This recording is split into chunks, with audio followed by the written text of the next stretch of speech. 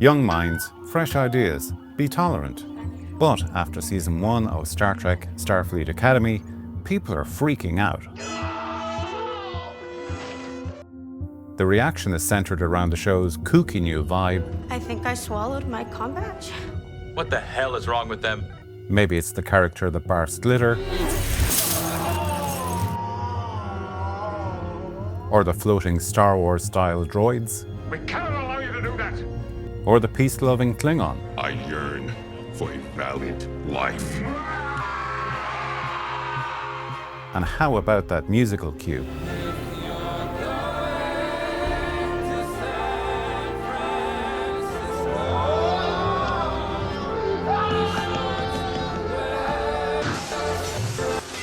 But let's take a breath. Can all of this be fixed? And how has Star Trek gone astray on the road to Starfleet Academy?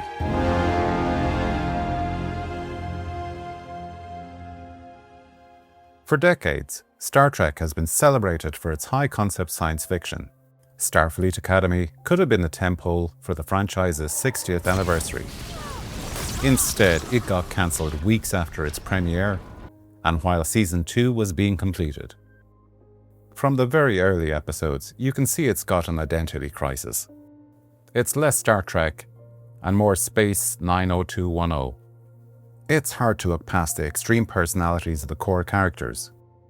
Some behave like they're straight out of a kid's cartoon. It was acclamation mill one safe. And all of space and time, I'm unique. Others come off as someone with a closed head injury. My mother, she taught me to see the beauty in things. Oh, jeez! And look, I get it. Chancellor Aki is a free spirit wandering around in her bare feet, in contrast to the rigid commander.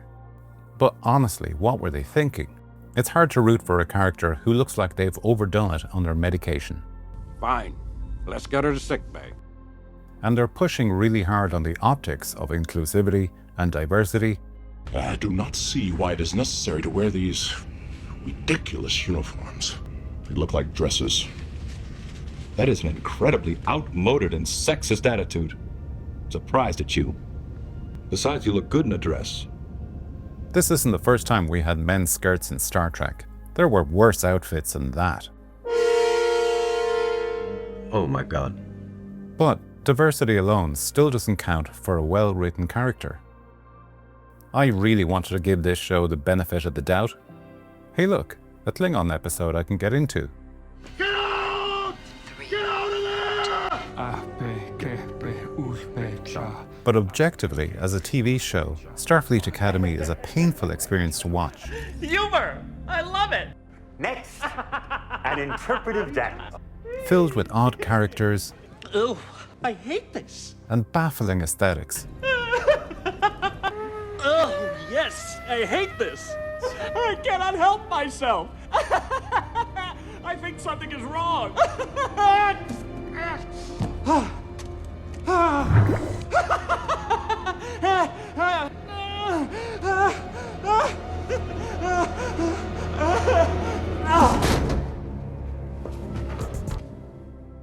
If you're enjoying this so far, all I ask in return is to Like, subscribe, and as algorithms don't always get it right, share.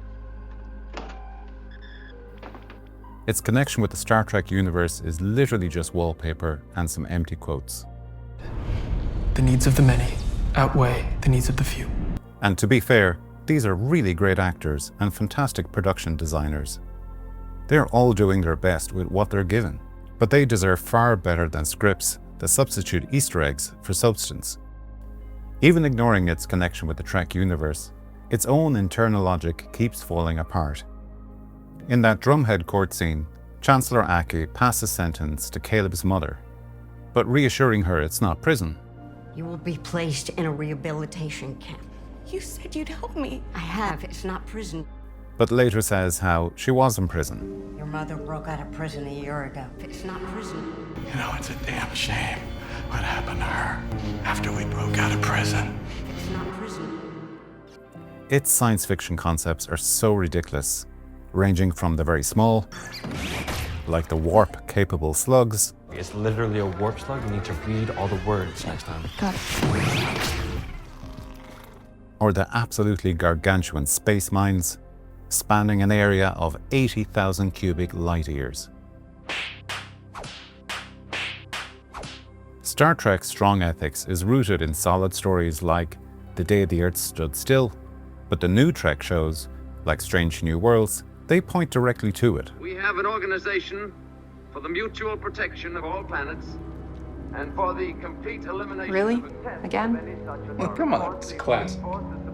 And Starfleet Academy references movies like The Sound of Music, The hills are alive with the sound of murder. So, hang on a second. If the characters in this universe know these movies, both directed by Robert Wise, who also directed Star Trek the Motion Picture, does that mean they know about the first Star Trek movie? Well, great. Now we've got a bizarre continuity paradox. Major influences on the franchise came from the stories of Horatio Hornblower, clearly seen in The Wrath of Khan,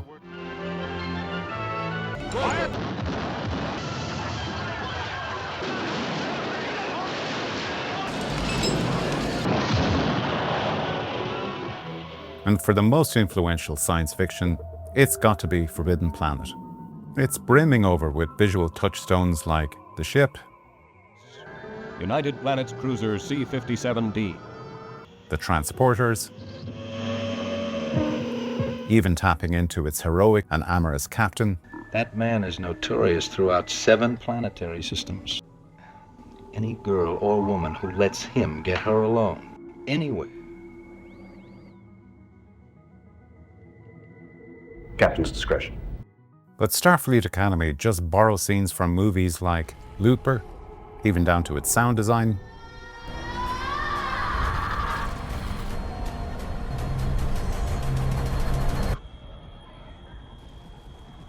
And it looks like character traits were taken from Wreck-It Ralph, right down to the glitching. Each glitch triggers her reset circuit. Because you're a glitch. Even in a meaningful moment when Genesis finally gets to sit in the captain's chair, they just ruin the moment with this joke. Wait. I think I have to pee. Didn't they realize that Family Guy did that with the Next Generation characters? I have to pee. Brent, take Michael to the bathroom, please. I have to pee again. That's it. Goodbye. To understand why the show is failing, let's take a quick look back on how Star Trek actually works. It's fair to think the original series is totally dated. But in the episode A Taste of Armageddon, the Enterprise is forced to visit a city locked in a 500-year war with another planet. The war is fought entirely through computer simulation. The computer designates victims to walk into disintegration chambers. Your people just walk into a disintegration machine when they're told to. We have a high consciousness of duty, Captain. Our civilization lives. The people die, but our culture goes on. Kirk finally destroys the war computers, forcing the leaders to face actual Armageddon or negotiate for peace. This was just one episode from the first season. It's way ahead of its time, warning of the dangers of cyber warfare, and as far back as 1967, they had predicted audio deepfakes. Those are my orders, Mr. Scott. Is it or is it not the captain's voice? A close copy. A voice duplicator? 98% probability. And in contrast, Starfleet Academy's episode Vitus Reflux, the cadets engage in an escalating prank war. How is this strategic?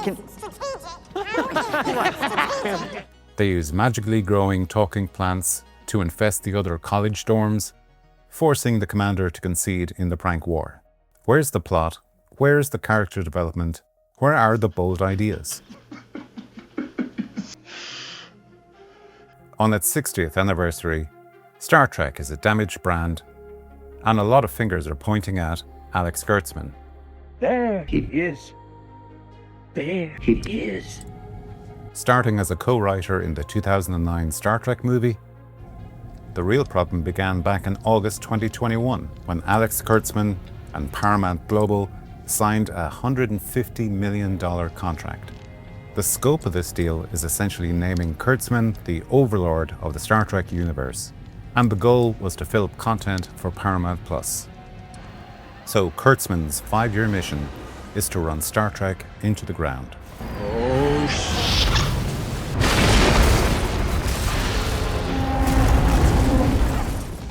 Don't let it end this way.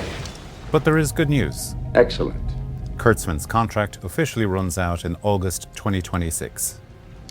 And there's that merger between Paramount and Skydance in February 2026. The deal is to shift the franchise away from streaming first and towards a focus on cinematic event films. Yes! We haven't had a Star Trek movie in a decade. It is the longest gap of any of the cinematic releases, and we still have a while to go. In the meantime, we have Season 2 of Starfleet Academy to look forward to.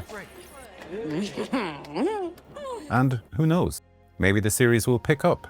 In a pig's eye. I'm Martin Moylan. Thanks for joining. And while we all wait for the new Star Trek movies, let me leave you with this thought. This ship and her history will shortly become the care of another crew. To them and their posterity will we commit our future. They will continue the voyages we have begun and journey to all the undiscovered countries, boldly going where no one has gone before.